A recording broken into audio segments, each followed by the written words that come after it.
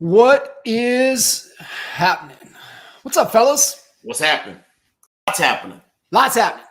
I'm excited, man. I want to thank you, Al, for pushing us to a little more structured format and really allowing us to kind of sift and sort through the topics that we are seeing that are really relevant and important that's happening in the world and in the industry and also either with us at EXP or not, but just kind of what's out there, right? What the headlines and give us an opportunity to really unpack it from our combined experience and perspective over the last 2 decades plus in this industry and what we're able to see and being able to give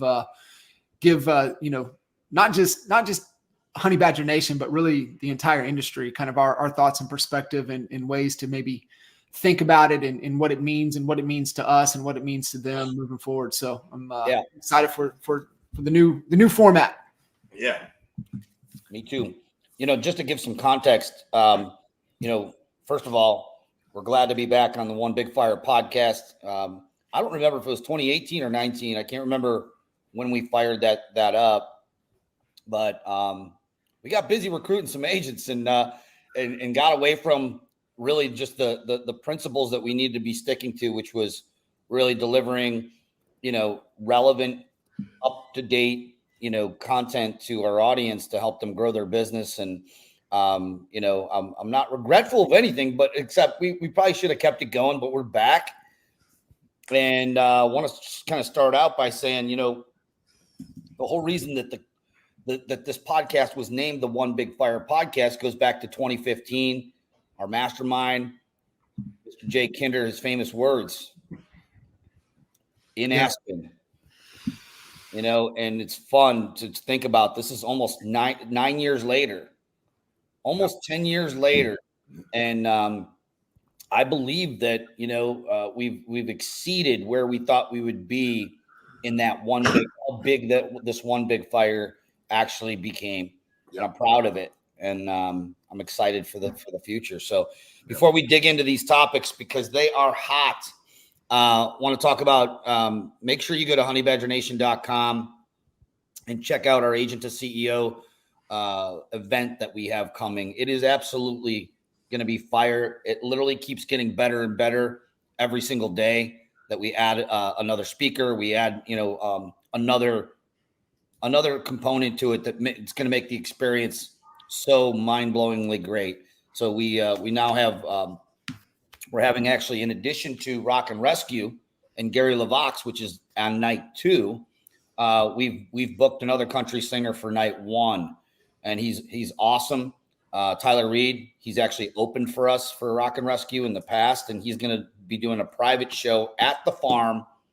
That's the name of it. We're not doing it at a farm. Agent to CEO will not be at a farm, but it'll be at the farm, which is in downtown Cleveland, the Flats, East Bank of the Flats area. It's a brand new building that they built for country music, but we're transforming it into a business transformation venue for 2 days, September 18th and 19th. So make sure you go to grab that. You can also go to agenttoceocle.com and grab your tickets because they're going fast. There's going to be only 100 people in that room. We're cutting it off at that, and it's going to be awesome. So let's dig in, boys.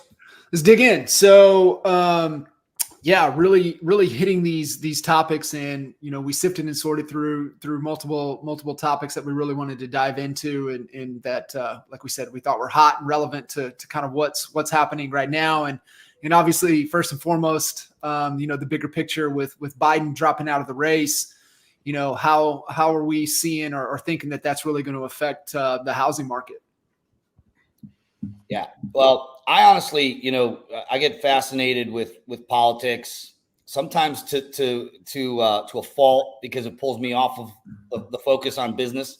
I don't know about you guys, but it's fascinating. I mean, it's nothing more fascinating than now.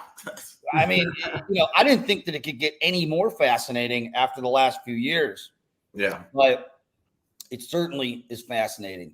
And it made me think back to the last election that I felt like, it was Trump and Hillary when they were going at it. It was 2016, and it was like right during Rock and Rescue. I remember I put a billboard up, and it went, it caused all kinds of problems because people were talking about leaving the country if Trump was elected, or they were going to leave the country if Hillary was elected. And there's just this division that's so deep. It's fascinating. It's a shame in some ways, but it's also fascinating. So we want to bring you guys, the information that what our opinions on what's going to happen during this newest election cycle that's coming.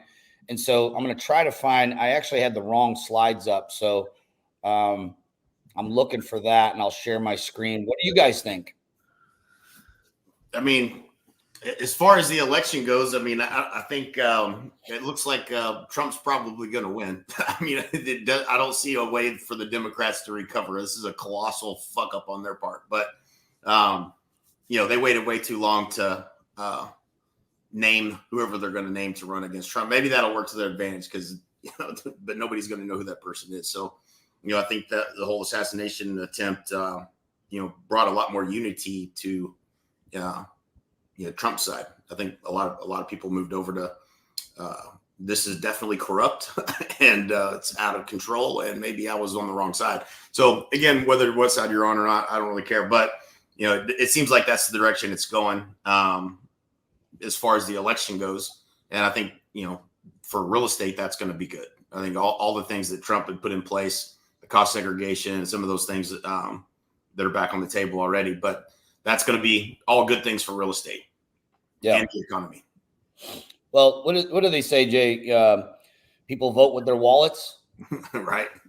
I mean, you saw the stock market take a huge rally right after that assassination attempt.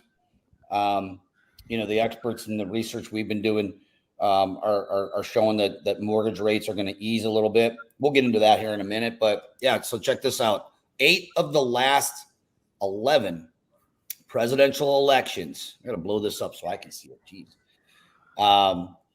They've had decreased rates. So the only time that it looks like decreased leading up to 8 out of the last, leading up to, that's the key, leading up to. So it looks like that according to this chart, they will decrease slightly again, but they're calling that from that on the economic side of things as well. So I'm curious, what do you guys think? I've been saying that if they were to lower them, they don't have to lower them into the 3s and 4s or anything like that. I think if we got close to low 6, high 5s, 5.9, that's going to be a jolt. That's the enough jolt that we're going to need, I believe, to really, kickstart this back again. The other factor we have to remember, which we're going to talk about in a minute, I don't want to get ahead of ourselves, is what's happening on August 17th with the settlement being enforced, the negotiation of the settlement actually being enforced throughout our industry. And we know that this is also a very statewide thing. Each state has to make their own move, so to speak. Each brokerage has to have their own set policies, what forms to use, what they can't use. And it's pretty freaking chaotic right now. I mean, when you think about it, it's not business as usual. I believe it will pass, and we're going to get back to whatever that new, I hate to use this COVID term, but the new norm in real estate. We're not going to see what that looks like until, I would say, like midway through 2025. Yeah. And like you said, don't want to get too ahead of it. I think, still looking at kind of, election years with the housing market. And obviously there's that, a lot of conversation. I know we all 3 of us talk to a lot of agents, and you look at, okay, well, what do the statistics say, right? Going back and look at the statistics, right? So we know they tend to lower the rates a little bit. I don't think we want it too low. Obviously home sales up in every election year, the year after, and home prices up, except for back in the 80s. So I think we'll still a little bit of that. The only thing that's kind of concerning, and had a really good conversation with Alex, our very good friend, Alex Piak, a couple of weeks ago about this.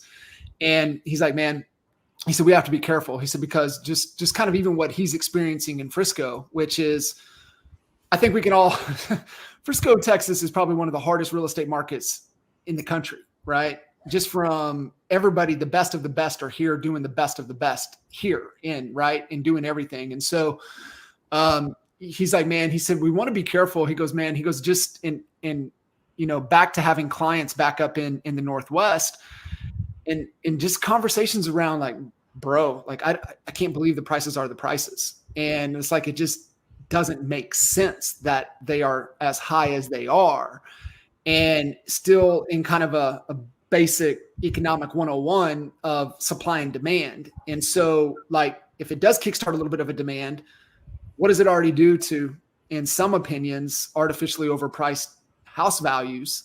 What does that do? Does it push them up even more? And you're talking about from an affordability side of things, like, is that a problem we want to deal with? So it's just interesting of how to navigate. But I think looking at, the housing market as a whole, I don't know. I mean, we all got to ride through 7, 8, and 9, man. I just, and we've said before in these conversations, right? Necessarily doesn't repeat itself. It is cycled. So it's like a close cousin. So like, where are you seeing? We know the data shows that rates come down. We see where home values should go up. Home prices went up as well. Like, what's y'all's take on that if those trends in election years tend to hold true? Man, I mean, we're certainly, we're trending for what, 3.89 million home sales, which is the lowest it's been in, I don't even know, 15 years, something crazy like that. So, I think the original consensus at the beginning of the year was 4.8 to 5.1 million, which would have been kind of par with what it was last year. And we're way below that. So inventory is going up across the country slowly. I don't know the answer to this.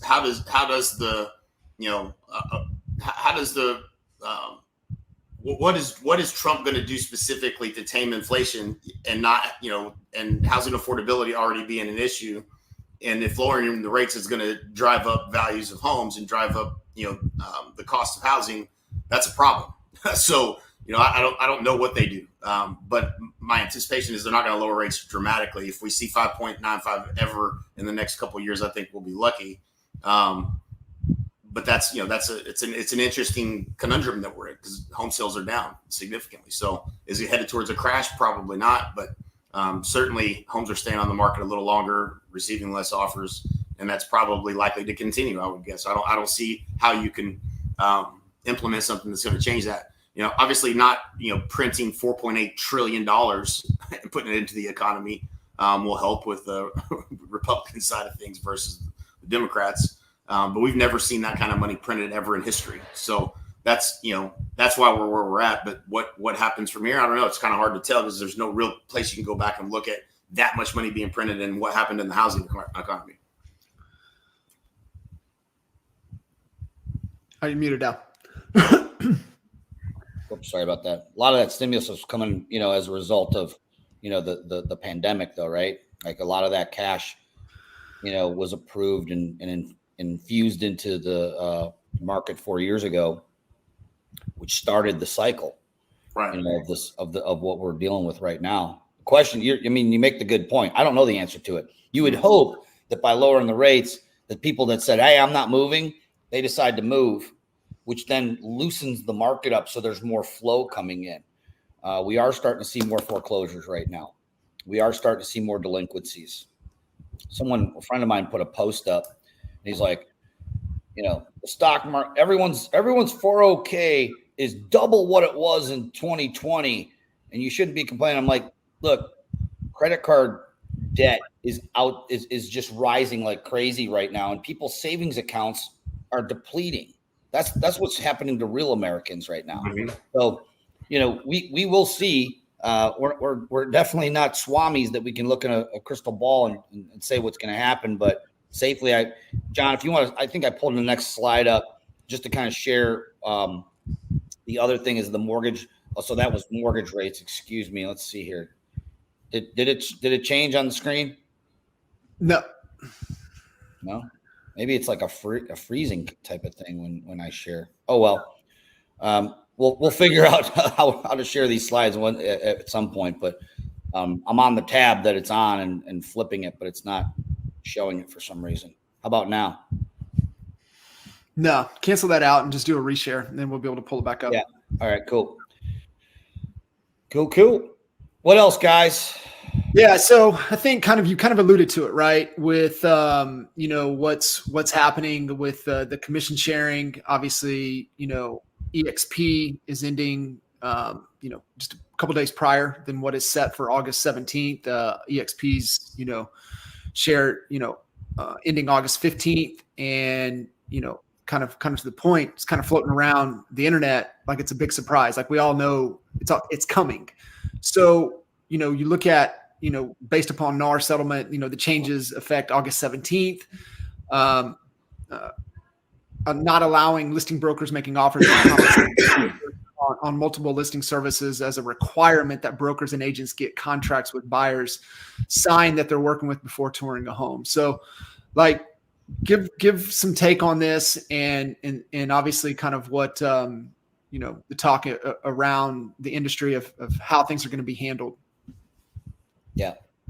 I mean, we were all talking before we came live here that we were scratching our heads trying to figure out why was it floating around the internet on, social media platforms and, whispers and rumors and people putting stuff up on, lab coat agents about EXP making this big announcement that they're not going to be doing commission sharing after August 15th. When on August 17th, 2 days later, no one's going to be allowed to do that. So it was kind of just funny that we saw that floating around, and it was before I think something sort of got leaked that we were going to make this announcement that this is the day we're going to do it.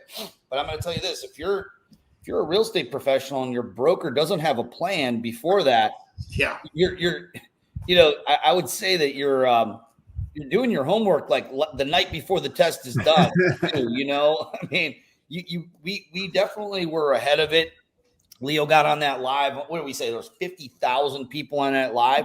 And that wasn't just conjecture. That was straight real talk with action behind it. His team got ahead of this thing with forms. We have some of the top MLSs in the country saw the forms that we're putting out. And we're like, everyone should take what EXP's forms and just duplicate them for your brokerage. I think it was Rob, the notorious ROB. Can't remember that guy's name, but that's a good it's a good blog that he's got. Yeah. The Notorious. Notorious. And, yep. And so, we're definitely ahead of it. What's really interesting, this was actually just brought up. We're bringing a huge team aboard. In fact, this team that's coming aboard is probably going to land itself in the number 1 or 2 spot in teams with EXP Realty. And that's how they're doing over 1,000 transactions. Just absolutely killing it. Got to meet Matt, the gentleman. And basically their agents were all on this call, and their number 1 question was, what do you have prepared for us to handle this when this all hits? And I gave them obviously honeybadgernation.com. They can sign up and take the CHBA. If you haven't taken the CHBA course yet, get in there and take it. And then they asked me, hey, because this guy knows, I think he was a Kinder Reese client at one point. And he comes to me and says, oh yeah, I can't wait to, reconnect with Jay. And he's like, can you share with all of my agents how much you paid for those courses when you were actually a coaching client? Like, yeah, it was tens of thousands of dollars to be a member, and you get a free membership, and you need to take advantage of it because it's going to carry you right through this. We've been getting buyer agent reps signed since 2011, maybe you earlier, Jay. John, when you guys were running the brokerage, maybe you were doing it earlier, but we started when you guys came out with the CHBA. I trained my whole team. I flew my whole team to Dallas. We did the boot camp, and they came back like, They came back like Navy SEALs ready to hit the beach, and they were trained. Was it Reese always says you're either trained on how to disarm a bomb or you're not. There's no in between. And the same is going to go for what happens after August 15th or August 17th. You're either going to be trained on how to get a buyer's agent agreement signed with your fee negotiated up front, or you're not. And you nailed it in that text thread, Jay.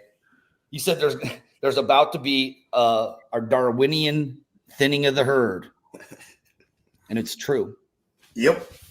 I mean, I have to imagine just based on the statistics of home sales by agents and the average number of homes sold by an agent, that there are a tremendous number of agents that just have their head in the sand and have no clue how to get a buyer representation agreement signed. I mean, I see it in comments on all these other threads and all these other groups. Like, why would I work with buyers if I'm not going to get paid a commission anymore? Like, really? Like, that was you really thought and then actually typed that into a post? Like, I mean, it's incredible. And we've always kind of known and said this, there's a large percentage of real estate agents that probably should not be in the industry. And this, if anything, will weed a lot of those people out. So I think, there will be, I don't know what percentage, I couldn't even speculate, but I would think 10, 15% of the agents that are out there are probably just going to give up. And that's not a bad thing. I think that the professionalism of the industry goes up. The standards for being a professional go up when your skills have to go up. And so, the winners in this are going to be the people that go through CHBA, that have been trained, that know how to articulate their value, that understand, how to make this offer to a buyer, and understand how to negotiate with another agent. This is going to be fun if you know how to negotiate. It goes back to, whenever you're only doing one deal every month or two, you need that deal worse than the buyer or seller needs that deal sometimes. But when you're doing a lot of real estate deals, and you're truly negotiating on behalf of your client, when you talk to every person that has a listing, I'm going in there trying to cut their throat and get everything for my buyer. I'm going to get them a discount on the house. I'm going to get my commission paid. I'm going to get all that stuff. That's what you do as a real estate agent, is negotiate on behalf of your client, which includes your fee being paid by the seller now. And so, I love change, man. This stuff, I geek out over it. So, like, for me, this would be just nothing but more fun. Yeah. I think it's two parts there, just to kind of summarize the two points that you guys made. The number one is the skill set, right? The skill to be able to have a process, to have a system to be able to follow that articulates your value. And so I think that's the key component. And then it steps back into, like you said, the negotiation side of things. And I think for a lot of real estate agents, there's, the one book that I default to is Chris Voss, right? And Never Split the Difference. Because if you understand a couple of his core concepts, and this is where CHBA comes in, right? And this is where you have to be able to get the client to believe that you have the best system and the best service to help them solve whatever it is they're trying to solve. So you go back to our job as true professionals and true experts. Our job is to help them become problem aware. Our job is to help them become solution aware. And then our job is to help them understand that we have the service aware and the system aware to help them achieve the solution that they're looking for to overcome the problem that they have. And you got to connect all three dots for them because they're just not aware. And that's where CHBA, a proven process to be able to articulate your value. And then you hit them with the question, Mr. and Mrs. Buyer, do you guys believe that this is the best process and best system to help you guys accomplish what you're wanting to accomplish, X, Y, and Z by this time frame? And they're like, damn, yeah, that's right. Right. And that's what you're looking for, is like, Jay, you don't want to hear, Jay, you're right. You want to hear, dude, your system is right for what we're trying to accomplish. And I think, developing the skill set, and there's this great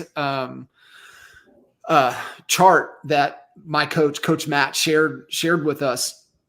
And he talks about, what we're looking for is we're all looking for a state of flow, right? To where things feel effortless, and we're moving into just that kind of flow state. And that's kind of the balance of taking on a challenge, but also having the skill set to meet it. And what he talks about is that anytime that we feel anxious or concerned or nervous about the future, which is anxiety, right? We're fearful of the future. And the reason we feel that way is because we don't have the skills to meet that challenge. So if you're a real estate agent right now, or just anything in your life that you feel anxious about, it's because you don't have the skill set to overcome the challenge that you're facing. And so if you're an agent right now that's anxious, you need CHSA, CHBA, you need negotiation training. Like, you need to commit to developing those skills and develop the skills to where now that anxiety is gone. And so, like, you guys, I mean, the things that we're talking about right here are two fundamental tools of being a true expert moving into the future. And you just got to have a process, man, and you got to have the skills. You know, in kind of thinking about what we were just talking about with why people are putting these posts up and why it's looking like it's a surprise. I was listening to a podcast at the gym yesterday, and I made this quick note. And what they were talking about was, the guy asked a question, and I guess this guy like predicts a lot of stuff that happens in the future, whatever. And he said, I asked a group of people, do you wish that the Civil War never happened? And I guess depending on the group of people you're asking, if you're asking a bunch of veterans who've been, hurt or whatever, they'd be like, no, I would not want the Civil War to happen. But when you look back at history, it had to have happened. And look what came of it. America, became a whole new country of industrialized. We started becoming a superpower at that point because of what happened, right? But he compared it to like where we're at right now. And if you kind of look at this, like the three of us, we made it through 07, 08, 09, 2010. And if you're a real estate professional listening to this right now, and you made it through those years and you're still in the business, first of all, congratulations to you. Yeah. Second of all, it's kind of a rite of passage. This is where I'm going with this, okay? Like, we have PTSD from 08. At least I do, okay? Had one of my rental properties go into foreclosure, had to short sell it. My credit score went from 800 to like 475 or whatever. I couldn't get a loan for anything for a couple of years and had to rebuild. I didn't just lose my money. I lost my money and went in deep into debt. And so the way that they were talking about it in this podcast is like, everyone loves the result of who you become when you go through a rite of passage like that. But if you were to say, hey, want to do it again? We're like, nope, I'm good. I don't want to go through that again. But the cool thing with this is that we are prepared. And if you're new to this business, you need to be prepared. This isn't fear-mongering talk. This is, you're about to go through a cycle that will be remembered forever in history. And we will be made better for it, but we're going to lose. There's some blood. There's going to be some blood in the streets on the way through this thing. Yeah. But let's not sugarcoat it, because a lot of people, I think they're burying their head because either A, they didn't go through 08, 09. Like, I don't know about you guys, but that hit me like a ton of bricks pretty quick. Like, what? The real estate market's crashing? I don't understand why. We had all these loans where you didn't have to qualify for many years. I mean, we were living like drunken sailors and pirates for a while. Duh, it's going to catch up. And this is not the same situation. So please don't mistake me for saying that this is a similar, but it is going to be another rite of passage. There's two camps here. You're either going to be trained to get your buyer's agent to pay the fee and run through red lights to want to work with you, or you're not. And if you're not, you're still going to need to be skilled on the listing side to survive. And if you're not in either of those, you're gone. So, kudos to anyone who's taken that course or who has prepared themselves. Or, I was talking to Harley the other day. some states have required buyer agency agreements for years, like Virginia. He had told me, he's like, I don't know anything different. This is just what we've always been doing. So there's going to be some states, I think, that if this was a required practice, they're not going to feel much of anything, but then the rest will. I think the thing too, man, is, I've said this to a lot of team leads, and I'm like, man, we want agents with a little bit of experience and stuff. I said, do you? I said, I would make sure that they have one key trait, that they're coachable and that they've proven that they've been coachable in the past. If not, I would go after brand new agents, because the reason I would go after brand new agents is that they don't know any different. Mm-hmm. You're teaching them the right way, the right process. They're not going to skip steps, and they're going to follow the process the way it is and the way it's going to be to thrive into the future. And so if you're a real estate agent, and you're tuning into this and you lack the coachability trait, then you might think about doing something else, because, if you don't like change, you're going to like irrelevance even less. Right. Yeah. Well, let me ask you guys this question. What do you think, this is the part that I think a lot of people are also scared, a little bit worried and concerned about, the weak listing agent that goes out and takes the listing and doesn't communicate to the seller, oh no, you don't have to pay the buyer's agent. We can't offer it anyway. So no, you're not going to have to pay that. Like, when you're negotiating with that agent before you take them an offer, you're going to have to be really good at setting the table for, hey, listen, if this, we're going to need a concession for the buyer agent commission, or this deal's not going to happen. And, those conversations, how do you think these conversations are going to go between agents prior to an offer getting written? And what do you think, the percentage of the time that's going to be paid by the seller or not? What are y'all's thoughts on that? I personally think that there's going to be, based on price range of the house, I think there'll be different conversations. I believe that your weak listing agents, to your question or point, Jay, they're going to take that easy way out and not encourage, the seller to offer a concession to pay for the buyer to use for however they want. But in this case, we know that it's going to be going to pay and compensate the buyer's agent, which the buyer's agency can't go away. It can't go away. If it goes away and buyers come in unrepresented, we're going to see lawsuits skyrocket. Mm-hmm. And that's just what's going to happen. Okay. Because they don't know what the hell they're doing. And they're going to go back. They're going to feel like they got, the short end of a stick on a negotiation. They got had by the listing agent who was not representing them. And we're going to have a shit show on our hands of litigation everywhere. And that's just my belief. So your skilled agents are going to put they're going to put the compensation in as a concession. And if they don't, on lower priced homes, and when I talk about lower priced homes, I'm not talking about like dirt. I'm talking about your first time home buyer. I'm talking about your FHA buyer who doesn't have a whole lot of cash. I'm talking about your VA buyer who doesn't have a whole lot of cash sitting around. Some of them do, but most don't. And those two classes, if you're listing homes in the price ranges where you would see people taking loans out in those two categories, you need to have that seller concession in there.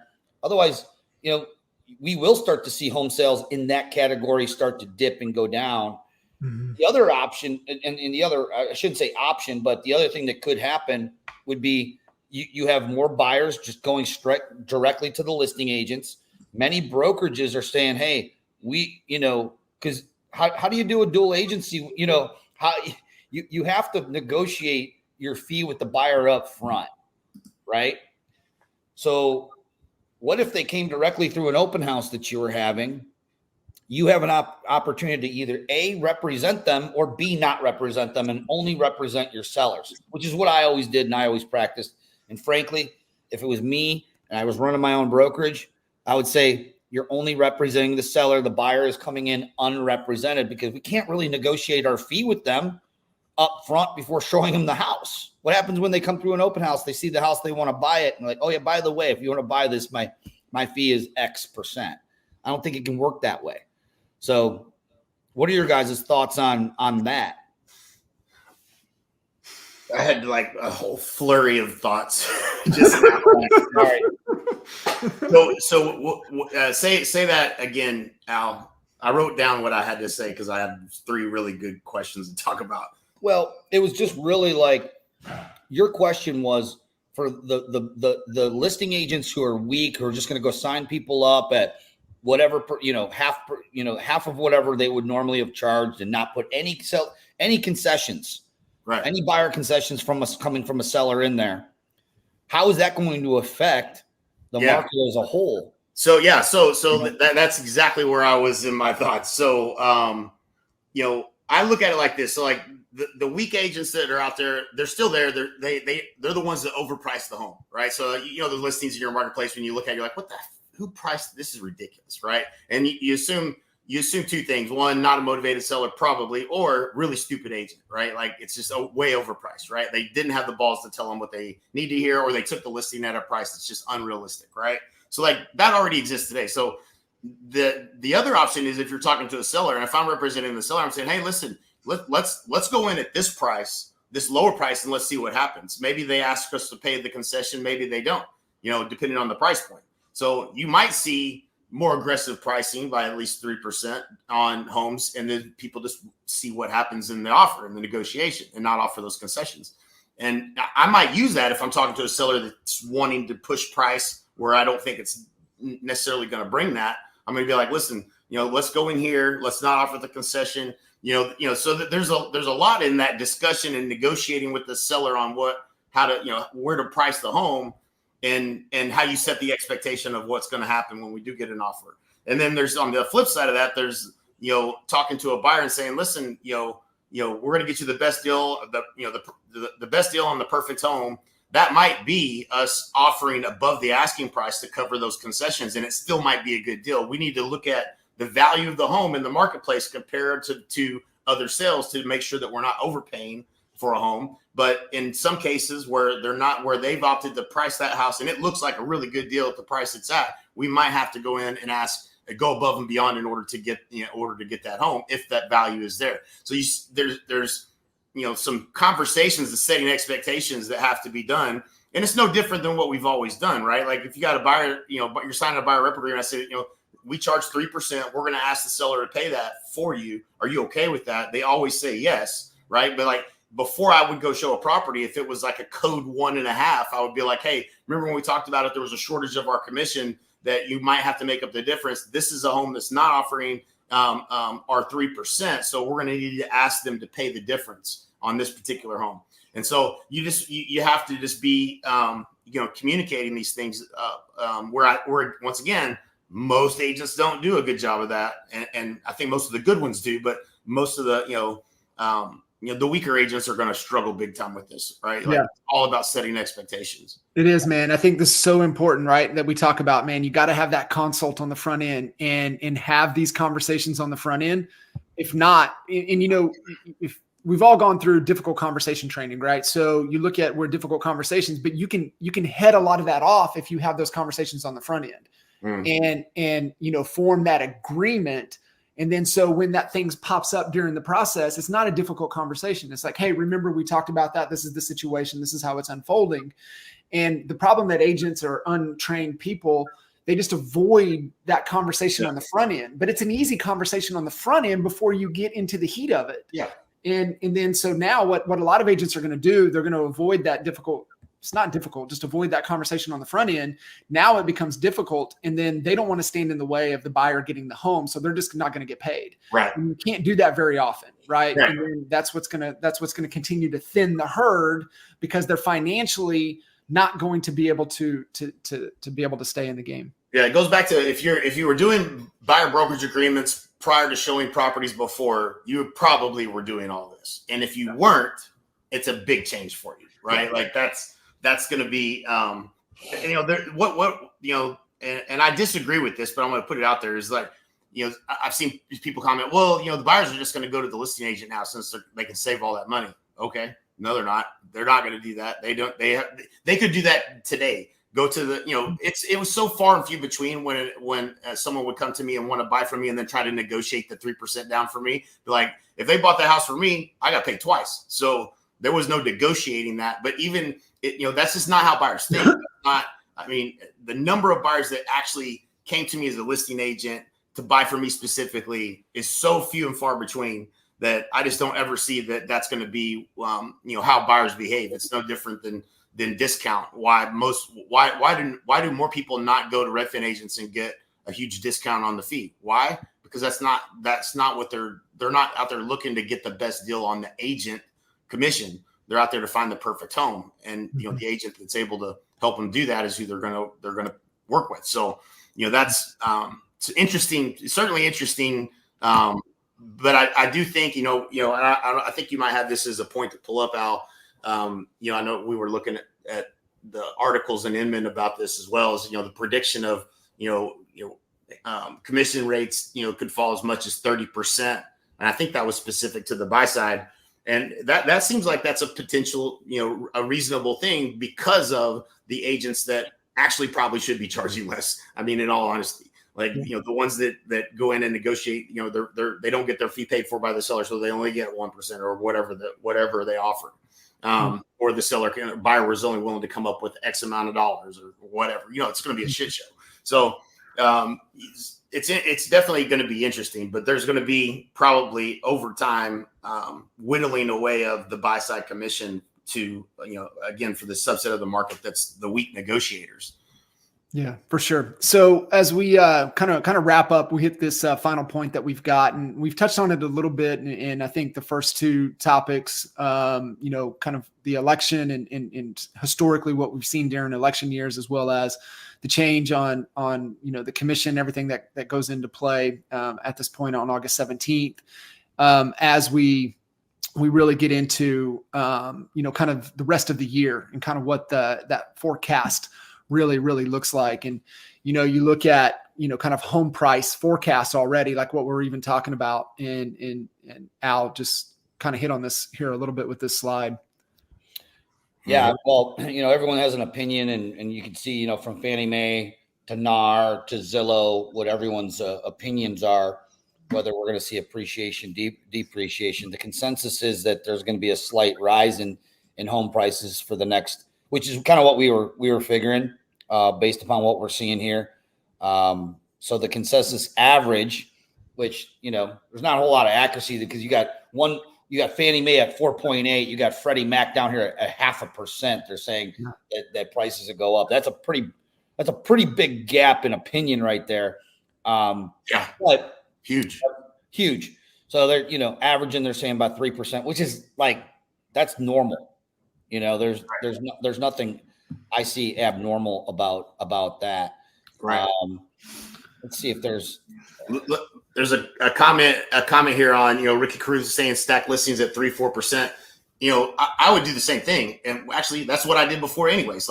Whenever I'm negotiating, whenever I'm presenting to a seller our system for how we're going to sell their home for up to 18% more than the methods of traditional agents, at the end of that presentation, I told them I charge 4%. Now we just have to determine what we want to offer on the buy side to the agent that's likely going to find the buyer. And in the CHSA presentation, one of the laws is understanding that 71% of the time, a buyer, the buyer for your home is working with another agent. They're represented by another agent. So we don't want to offer less to the largest pool of potential buyers that are out there. This is one of the benefits of having MLS. So, but I always negotiated what I charge for the things I'm doing to represent you separately than what we offered on the buy side in the MLS. That's how I charge 7%.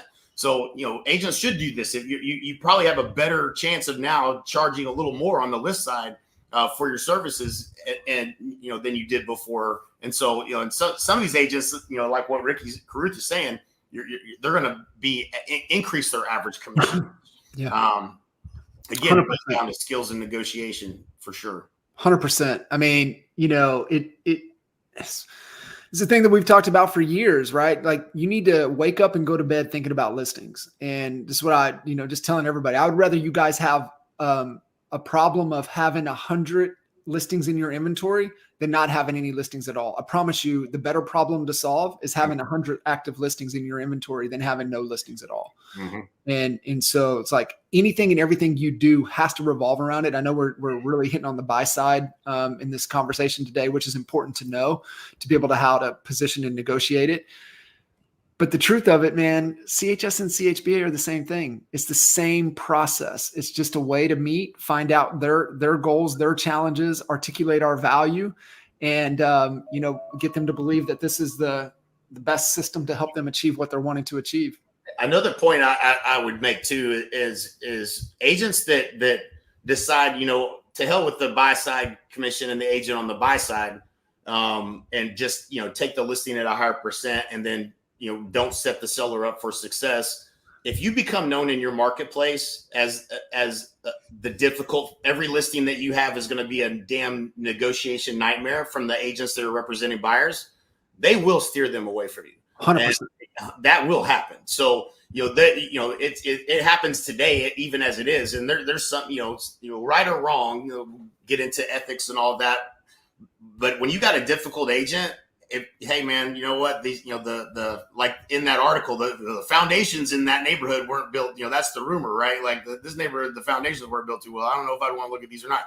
Like you will get steered away from agents that make this negotiation process difficult for the agent that brings the buyer or the buyer themselves in the negotiation. That's not who you want to become. And there will be agents that absolutely that dominate on the listing side and don't care so much on the buy side. But at the same time, I would never shoot myself in the foot. I want to double in the deal. So, there's, a percentage of the time that you're going to double in deals. And now you're not, now you're doing it for just 3% or 4%. So I don't think too many agents are going to not prepare the seller to have to at least put some type of compensation or concessions for the buy side. 100%, man. I think you always have to remember too, like what you said, we don't want to develop that reputation that we're a difficult challenge. We're not going to compensate and pay. And to your point, right? It's like, well, that's unethical. Well, let's understand something. Compensation drives behavior. And people will navigate and make changes and do things ethical, unethical based on compensation. And so just as a reputation, which is your brand, right? You don't want your brand in the marketplace and other agents to look at you and go, I would never want to work with that guy because like he doesn't compensate. He's an absolute difficult and like we need to do everything to stay away from him. Right. Doesn't matter right or wrong, but that's just human behavior. Yep. No, here's another interesting thought too. So, because buyers have been able to get in a car with any Pop-Tart agent that'll go show them a house and go look at homes and kind of get engaged in the process without any friction forever since in history, majority of buyers that don't sign buyer, have them sign buyer brokerage agreements, and that's been the process. Do we think there will be a fallout of certain segments of the market where buyers will say, you know what, F this, I'm not going to go meet with this agent and talk about a buyer brokerage agreement and sign this, we'll just rent something. Is that something that's potentially could happen as far as buyers go? Well, so are you saying that then they just decide they're not going to buy a house at all because they're not willing to sign a buyer rep agreement? Is that what I don't know? Yeah, they say they get frustrated with the process. They didn't like the agent. They didn't want to sign anything with them.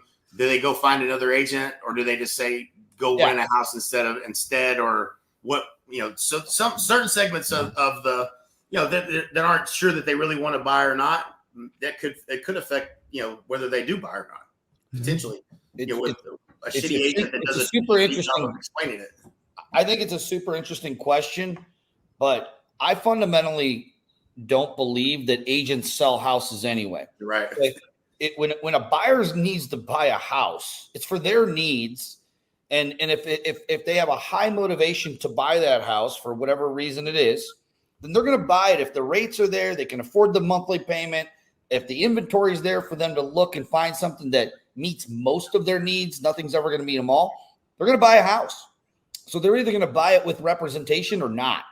I think it boils down to that. And so when you think about educating our consumer base on the dangers of not having representation, none of us would be dumb enough to go into a litigation situation as a defendant or a plaintiff for that matter without legal representation. And most of us wouldn't be wanting to find the worst attorney, the cheapest attorney in town. We're looking for the best. I always want the best representing me. Now, we all know that the best comes with a high dollar per hour, but they're worth every dang penny. My CPA is probably one of the most expensive CPAs in town, and I'm glad to pay his fee every single year because of the advice he gives me is gold. It's gold bars. It's helped my family and I. There's certain things that you just don't go in navigating on your own when you don't know what you're doing. Mm-hmm. Shoot, I mean, I consider myself a pretty knowledgeable real estate professional, and I've made mistakes even as in buying mistakes and bought the wrong property. Maybe I didn't negotiate an inspection where I should have. Learned my lessons, right?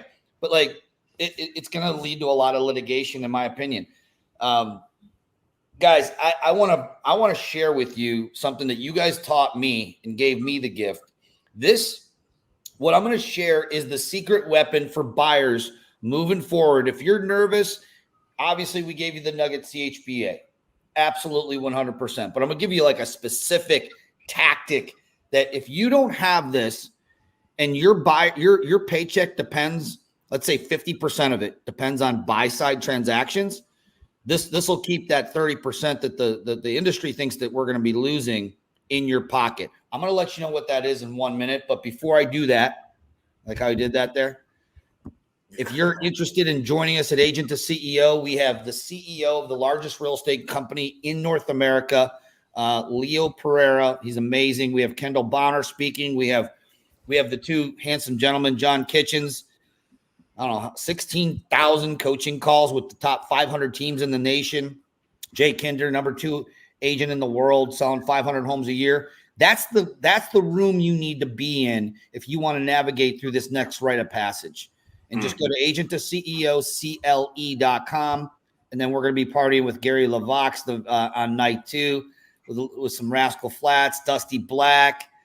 Dusty Black, dude, his new songs are phenomenal, dude. He just put one absolute fire. So he's going to be coming back to Cleveland, his second trip back to Cleveland to hop on the stage of Forward. But here's the number one thing you're going to need. And this is going to make it infinitely easier. Buyer's Advantage program. Buyer's Advantage. Do you have a Buyer's Advantage program or do you not? If you do not have a Buyer's Advantage program, the good news is you can message any of us. We can have a conversation about how you can become part of our community. If you're already part of our community, then we have that for you. And we have that resource that you can rip off, duplicate, change it, make it whatever you want. But the Buyer's Advantage program was the easiest thing to present to a buyer. And how did you realized all the value built that, right? Like what forced you guys? There was a point in your career where you were like, we need a better way on the buy side to articulate our value. Yeah. Dude, we were taking J. Abraham principles, risk reversal, articulating your value, all of that, and then took all the things that we do for a buyer that had never been really done before and put that into a document for us to be. It was a presentation on here's what we do to represent you in the sale. It was our first kind of take on a buyer presentation when they didn't have one, when nobody had one. And so, it absolutely, it's everything we teach. We've been teaching forever, but yeah. So ask us about that. Like I said, if you're part of our community, reach out. Our staff will get you a copy of one of ours. I know mine was slightly different than Jay Kinder Real Estate Experts, which was different than Michael Reese's. And the cool thing is you put your own spin on what you want your advantage. What advantages are you going to give your buyer that they're not going to get? So it's the same. It was the Buyer Advantage program was the first version of what CHBA is today. There's the CHBA presentation. It takes all of the factors, over 80 different variables involved in the home buying process, and allows you to break that down on the things you're going to do to again, you're just building up the value of what it is you do. The Buyer's Advantage program was the document that kind of went alongside that highlighted everything. And it was what they would sign first because it was all value add. And then next they would sign the buyer brokerage agreement. When you got to the buyer brokerage agreement, you had been articulating all this value that they're going to get. And then the script was very simple. It's like, we're going to, our compensation, we charge 3%. We're going to, and what I would do, and I go back and forth a little bit because there's a little bit of more risk involved with this today, but I love risk reversal. Say, listen, we guarantee to get our fee paid for by the seller, or we'll do it for free. That would be the most gangster 100% close rate offer you could make. No risk. You have no risk. I'm going to represent you. I'm going to represent you on this deal. I'm so confident I'll be able to get the seller to pay our fee. Now, that might be in the form of raising the price, or it might be built into the concessions that they offer, but we guarantee it that they will pay it, or I'll do it for free. And that would be, everybody says yes. I mean, that's just what I would do. And I would go to negotiating now I'm fighting for my commission. I'm negotiating. I'm a better negotiator than the other agent, I promise. And so, if we come back and they still wanted the house and I couldn't get it done, then every once in a while you might have to do one for free, I guess. But that's, that was, again, learning these principles from Jay Abraham. We were taking that and putting it into our listing presentation, buyer presentation, and creating ways to make the value visible so they can see what it is that we do for our compensation. Love it. Fellas, I love the format. Great talking points today. A lot of value. Appreciate you guys listening in. If you love the new format, loved what we hit on today, hit us in the comments, give us some love. Also, don't be afraid to throw out some things that you would love for us to touch on, as this is going to be the format for us moving into the future. So, fellas, great job. Love it. And let's keep rocking.